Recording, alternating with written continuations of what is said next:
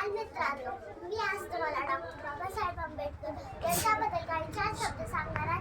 ते तुम्ही शांतचित्ताने ऐकून घ्यावी अशी माझी मागणी. डॉक्टर बाबासाहेब आंबेडकर यांचा जन्म मध्य प्रदेशातील मऊ या गावी झाला. डॉक्टर बाबासाहेब आंबेडकर यांचे पूर्ण नाव भीमराव रामजी आंबेडकर असे होते. त्यांच्या वडिलांचे नाव रामजी व आईचे नाव भीमाबाई असे होते. ते अत्यंत हुशार व महत्त्वाकांक्षी होते. ते भारतीय राज्यघटनेचे शिल्पकार होते. त्यांनी भारतीयांना शिका, संघटित व्हा व संघर्ष करा हा गुरुमंत्र दिला.